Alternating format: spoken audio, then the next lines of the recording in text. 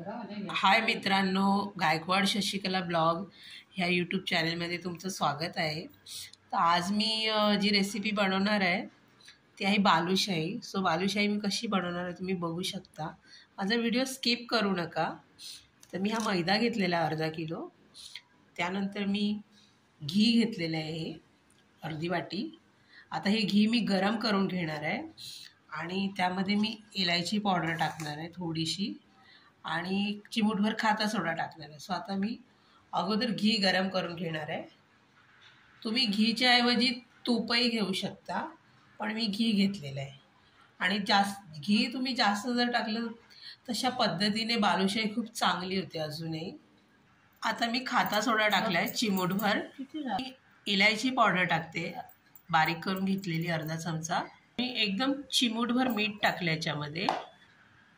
आता मी जे गरम करून घेतलेलं घी होतं ते टाकलं ह्याच्यामध्ये। तर आता मी हे मळून घेणार आहे। आता आपल्याला हे घीमध्ये तुम्ही बघू शकता अशा प्रकारे पीठ मळून घ्यायचं आहे आणि असं पीठ झालं पाहिजे मळताना घीमध्ये। आणि हे पीठ एकदम आपण कणिक मळतो ज्या प्रकारे तसं नाही मळायचं आहे, थोडं सैलमध्ये मळायचं आहे, एकदम प्लेनमध्ये नाही मळायचं आहे। आता मी याच्यामध्ये थोडं थोडं पाणी घेऊन मळणार आहे हे पीठ। हे बघा अशा प्रकारे अगोदर घीमध्ये पूर्ण पीठ मळून घ्यायचं छानपैकी।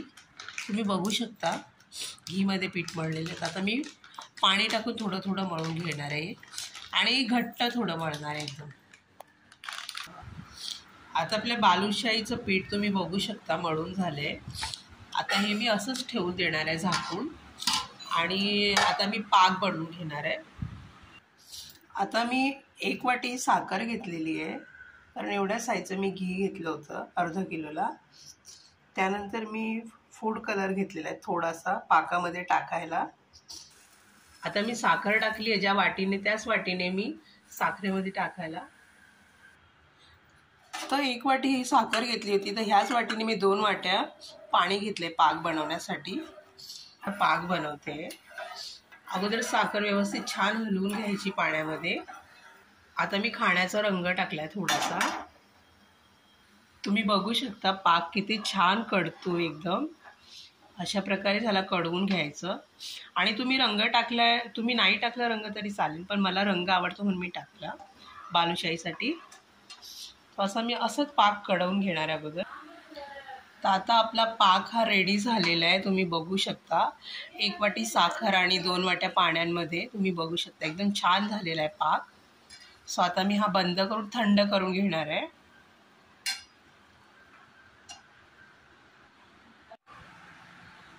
तर आता आपलं पीठ हे रेडी झालेलं आहे थोड्या वेळ करून। आता मी याचे बालुशाही बनवून घेणार आहे छोट्या छोट्या आकाराचे। आता मी एक छोट्या साईजचा गोळा घेतलेला आहे। आता अशा प्रकारे गोल गोल करून घ्यायचं, हे पिठाचा गोळा अशा प्रकारे गोल करून घ्यायचा।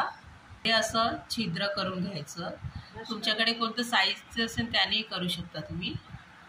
अशा प्रकारे सगळे बालुशाही करून घ्यायचे आपल्याला आता।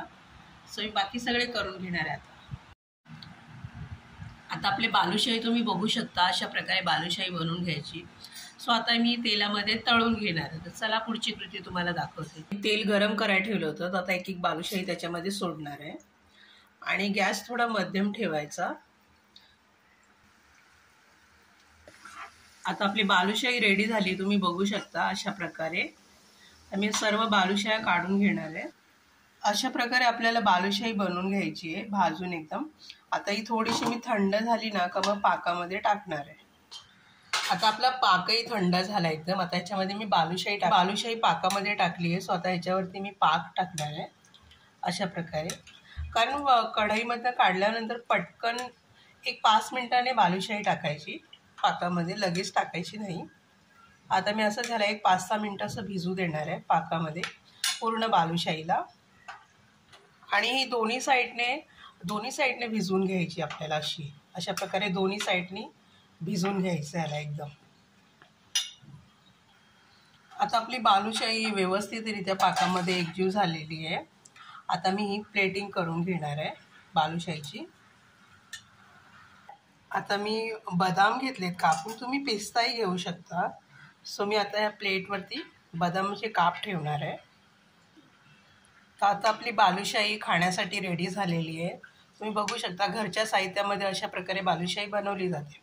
व्हिडिओ आवडला तर प्लीज लाईक करा, शेअर करा आणि सबस्क्राईब करा. कमेंटमध्ये मला तुम्ही नक्की कळवा आणि एकदा माझ्या पद्धतीने तुम्ही नक्की बनवून बघा. धन्यवाद.